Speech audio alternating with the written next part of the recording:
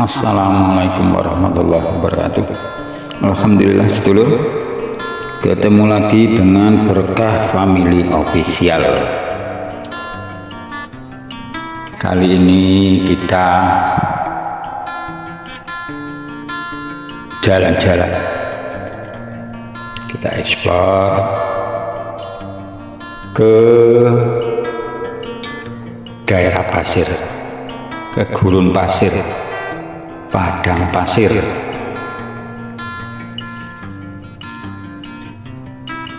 Di tempat kita banyak yang namanya menggunakan kata pasir, walau padang pasirnya nggak ada, ya ada pasir atau hamparan pasir. Dulur, kalau kita melihat hamparan pasir, padang pasir, maka khayalan kita, imajinasi kita akan mengarah ke, secara umum, daerah Timur Tengah, Jazirah Arab, atau mungkin sebagian Amerika, karena memang seperti itu yang kita ketahui. Seperti kehidupan Nabi dahulu, dia merasakan bagaimana susahnya Nabi ketika hijrah, ketika para kabilah melakukan suatu perjalanan safar, perbekalan habis, bagaimana kisah-kisah Nabi dahulu, kisah sahabat yang menggambarkan mereka berjalan padang pasir. Kendaraan ketika itu ya kuda, unta, keledai, bahol, belum ada kendaraan mesin, kendaraan motor, apalagi pesawat. Nah, sebagian dari kita membayangkan bagaimana susahnya orang-orang dulu melakukan perjalanan itu sebagian besar demi menjalankan agama, demi menjalankan perintah Allah, yaitu menyebarkan agama, mendakwahkan agama, rela bersusah-susah, tapi hati mereka, jiwa mereka sangat tenang, sangat bahagia. Bahkan mereka berprinsip, selagi masih ada satu kampung, selagi masih ada kehidupan, selagi masih ada manusia di sana, kami akan ke sana untuk menyampaikan ini agama, supaya mereka nanti selamat di akhirat. Karena mereka ada kekhawatiran dalam hati mereka, jika nanti di akhirat ditanya, apakah agamaku sudah kalian sampaikan ke sana? Mereka ada khawatiran, mereka nggak bisa menjawab hal itu, karena ada beberapa ayat menyatakan supaya mereka Allah datang Rasul ke sana, supaya mereka nanti nggak bisa punya alasan ketika nanti di akhirat, kenapa kamu nggak beriman? Maka jawab, karena nggak ada utusan datang ke tempat kami, supaya mereka nggak menjawab seperti itu, sehingga Allah datangkan Nabi, Allah datangkan utusan, sehingga mereka nggak bisa mengelak, nggak ada utusan datang ke tempat kami. Kalau yang betul nggak ada utusan ke sana, ya mereka bisa diterima alasannya, karena nggak ada utusan ke sana. Maka yang disalahkan yang sudah tahu, yang ketika itu sudah mereka ada agama, sudah tahu kewajiban untuk menyampaikan, tapi mereka nggak menyampaikan. Ini salah. Mereka melakukan perjalanan, melakukan safar, misi untuk menyampaikan agama, walaupun secara zahirnya, secara lahiriahnya mereka kekurangan, bekal juga kurang sedikit kadang, tapi ada hati, ada perasaan dalam diri mereka, mereka sangat senang bisa menyampaikan agama. Di kita, di Indonesia zaman dahulu, para pahlawan itu mereka nggak peduli kesusahan, yang penting mereka bisa memperjuangkan bagaimana Indonesia merdeka. Ya kita dengar kalau versi atau orang yang tidak tertulis dalam sejarah lah, kalau kita tanya mungkin melalui mbah-mbah kita, babu kita, mereka cerita dulu makan ubi, makan ya apa adanya, nasi itu ketika itu beras, cuma yang mereka nggak mampu mendapatkan itu, dan mereka mengalami penderitaan itu, susahnya itu. Tapi mereka akan berjuang bagaimana Indonesia merdeka supaya mereka tidak mengalami hal seperti itu, dan utama mereka nggak ingin anak cucunya nggak mengalami seperti mereka. Kan secara umum kebanyakan lah dari kita ini, jangan sampai anak cucu saya mengalami seperti saya, kan seperti saya. Kalau orang-orang sukses berprinsip bagaimana anak cucu saya melebihi saya, kan seperti itu. Kalau orang-orang pesakitan atau orang-orang yang mungkin yang orang buruk, maka dia berprinsip bagaimana anak cucu saya jangan seperti saya.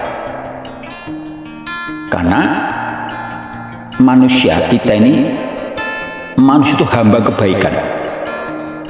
Artinya semua orang itu ingin baik, sehingga orang buruk pun dia akan bisa bagaimana anak cucu saya jangan seperti saya. Karena manusia itu hamba kebaikan, budaknya kebaikan, hati nurani, hati kecil itu mengakui kebaikan. Kan ada mungkin dia puluh kali penjara, dia mengakui bahwa dia salah. Dia mengakui bahwa dia dia nggak mengatakan bahwa perbuatan saya betul tidak. Dia mengakui perbuatan saya salah, perbuatan ini aktivitas salah. Dia berprinsip bagaimana anak cucu saya jangan seperti saya, kan seperti itu. Nggak mengakui bahwa mencuri itu benar, garong itu benar, zina itu pun enggak. Walaupun mereka berkali-kali masuk penjara, berkali-kali mereka melakukan itu, tapi tetap hati mereka mengatakan bahwa itu salah. Jadi sedulur, kembali lagi, ini padang pasir ya. Padang pasir ya, kalau kita cerita ya identiknya ya kita mengingat ya perjuangan para dahulu, para nabi. Rasulullah SAW hidup di negeri Arab, di Mekah, Madinah ya padang pasir seperti ini. Dan secara umum Rasulullah bersahabat itu tidak begitu memikirkan keduniawian, bukan tidak ya, tidak begitu, tidak terlalu. Dan mereka rata-rata tidak mencintai keduniawian, tidak mencintai harta benda. Walaupun mereka memiliki, tapi mereka tidak mencintai. Bahkan Rasul menyampaikan bahwa barang siapa yang tidak mencintaiku, atau barang siapa yang mencintai selain Allah dan Rasulnya yang melebihi dari itu, maka dia bisa celaka. Misalnya mencintai dunia daripada agama, dia akan celaka. Rasulullah atau ada sahabat ya, ada sahabat mengatakan demikian. Dia menyampaikan bahwa dia berkata, saya pernah sholat asar di belakang Rasulullah di Madinah, Madinah Munawwarah itu. Setelah salam, dia menyampaikan setelah salam itu Nabi itu langsung berdiri dan berjalan dengan cepat melewati orang-orang sampai orang-orang itu. Kemudian beliau masuk ke salah satu rumahnya, salah satu rumah beliau, sehingga orang-orang terkejut, kaget dengan perilaku tersebut, dengan perilaku Nabi tersebut. Terus Rasulullah keluar lagi, dan beliau merasa bahwa orang-orang itu keheranan. dia tahu, maksudnya Rasul itu tahu bahwa orang-orang keheranan dengan apa yang dilakukan Rasulullah SAW. Maka beliau bersabda dengan keheranan, atas keheranan para sahabat itu, atas ya keheranan lah, mereka heran dengan apa yang dibuat oleh Nabi Sallallahu Alaihi Wasallam. Beliau bersabda, beliau mengatakan, aku teringat sekeping emas yang tertinggal di rumahku, dan aku nggak suka kalau ajalku mati, ajalku tiba, dan secara tiba-tiba ajalku datang, emas yang tersebut masih ada padaku, sehingga emas itu bisa menjadi penghalang bagiku ketika aku ditanya pada hari hisab nanti. Ya, oleh karena itu aku memerintahkan agar emas itu segera dibagi-bagikan. Ketika selesai sholat, buru-buru segera pulang ke rumah, ternyata dia memerintahkan kepada ahli keluarganya untuk segera membagi-bagikan emas tersebut. Ternyata Rasulullah teringat ada emas di rumahnya, dinar dulu ya, dinar. Oh, sekarang emas, ada dinar, uang dinar di rumahnya, dan dia teringat setelah sholat itu langsung segera pulang dan menyampaikan, memerintahkan kepada ahli keluarganya, istrinya, untuk segera bagikan dan sedekahkan itu dinar itu, karena beliau merasa takut ketika beliau wafat ternyata emas itu masih ada di situ, dan itu akan menjadi penghalang ketika ditanya nanti di yaumul hisab, nanti di hari hisab nanti. Lah kita kalau dibandingkan kita ya jauh, kita ya dari sekarang nggak emas lah, uang atau barang-barang. Di tabungan kita juga, di ATM kita juga masih ada angka-angkanya. Kadang persediaan beras untuk 1 bulan, 1 minggu, persediaan makanan untuk besok dan besoknya di kulkas masih banyak, kosong isi lagi, ya nggak bisa dibandingkan, dan memang nggak sebanding, dan memang kita yang nggak akan bisa meniru Rasul seperti itu. Dan kita juga nggak perlu berkecil hati, nggak seperti itu. Ya kan memang kadarnya seperti kita ini, seperti kita ini, iman kita, keyakinan kita nggak sebanding dengan Rasulullah dan para sahabat dan orang-orang dulu. Ya kapasitas kita ya seperti ini. Ada uang untuk persediaan, untuk jaga-jaga. Siapa tahu nanti ada sesuatu yang dibutuhkan mendesak, mungkin jaga-jaga untuk anak sekolah, atau mungkin kelahiran anak, untuk mantukan anak, atau ya untuk apa saja. Ya memang kapasitas kita seperti itu, dan nggak salah. Selagi itu untuk keperluan, untuk biaya rumah tangga keluarga, ya nggak masalah. Yang nggak boleh itu melebihi dari keperluan. Kalau ada melebihi dari keperluan, ya sebaiknya kita sedekahkan, kita infakkan di jalan Allah Subhanahu wa taala. Rasulullah SAW menyatakan bahwa aku tidak suka jika benda tersebut berada di rumahku pada malam ini. Dia nggak suka Rasulullah pada malam tidur ternyata masih ada emas atau harta atau uang di rumahnya. Pernah satu riwayat menyatakan bahwa Rasulullah nggak bisa tidur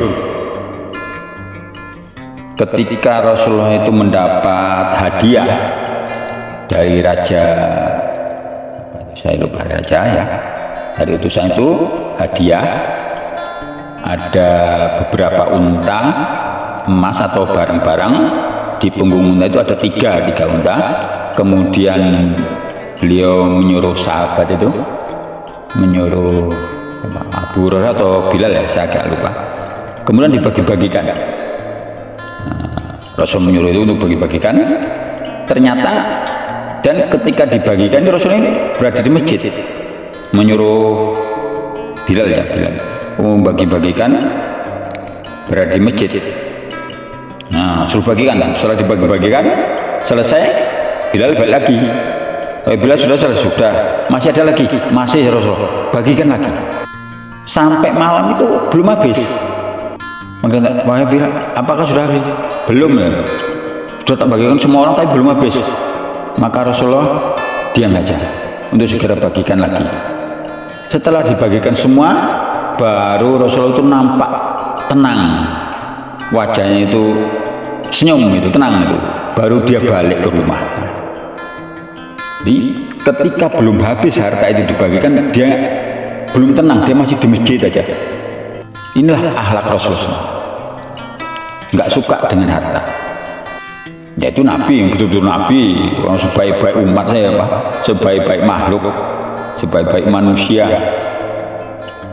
Kita jauh, sahabat saja yang orang-orang pilihannya kita nggak sebanding dengan kita, apalagi Rasulullah SAW. Pernah itu Nabi itu ada uang yang dari orang memberi hadiah waktu malam. Uang itu kan udah malam-malam datang, yang tadi Rasul udah ngantuk, maksudnya kita udah malam, udah mau tidur, datang itu uang atau orang memberi hadiah. Ketika itu datang, Rasul itu hilang ngantuknya lagi, gelisah, nggak ngantuk lagi gitu. Terus dia menyuruh orang untuk menginfakkan semua. Setelah itu selesai, baru dia bisa tidur. Baru dia bisa tidur. Kalau kita atau saya kan sebaliknya. Ada uang tenang, enak tidur. Pas nggak ada uang bingung, gelisah. Waduh, gimana nih nyari uang untuk apa? Ini bayar kontrakan lah, apa token listrik, belum bagi apa angsuran, bingung, nggak bisa tidur kalau nggak ada uang.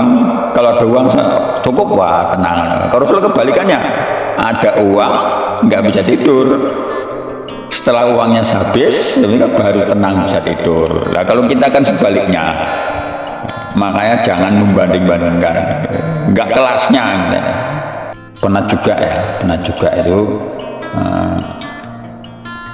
Rasulullah itu dikasih atau punya uang dirham. Dia merintahkan kepada Sayyidatina Aisyah itu untuk mengirimkan kepada Sayyidina Ali, mantunya. Ketika itu, maksudnya kejadian ini, ketika ada uang itu, Rasulullah itu menjelang wafatnya. Jadi dia perintah kepada Aisyah, Sayyidina Aisyah, supaya uang ini diberi kepada Sayyidina Ali. Tapi ketika itu Sayyidina Aisyah itu sibuk ngurus kesehatan Nabi itu, sehingga agak lupa. Ketika Rasulullah kadang pingsan, kadang sadar kan, ketika pingsan sadar, ini lagi udah dikasihkan belum uang tuh, belum. Rasul pingsan lagi, sadar lagi, nanya lagi, udah dikasih belum? Oh belum, pingsan lagi. Akhirnya Sayyidina Aisyah manggil pembantunya, suruh ngasihkan kepada Sayyidina Ali uang itu. Setelah bangun sadar udah dikasih, baru tenang. Begitu sikap Nabi terhadap harta. Ini menjadi teladan bagi kita. Nggak bisa kita menyontoh, tapi setidaknya itu sebagai acuan supaya bagaimana kita jangan terlalu mencintai harta. Cinta dikit-dikit aja lah, tapi jangan terlalu. Kalau bisa mencintai agama, jangan mencintai harta, jangan melebihi cinta kita kepada agama, kepada Allah dan Rasulnya. Demikian ya, sedulur, jalan-jalan kita ke Gurun Pasir, ke Padang Pasir. Semoga bermanfaat, semoga sedulur semua terhibur. Mohon maaf atas segala khilaf. Terima kasih telah menonton. Kita sudahi. Assalamualaikum warahmatullahi wabarakatuh.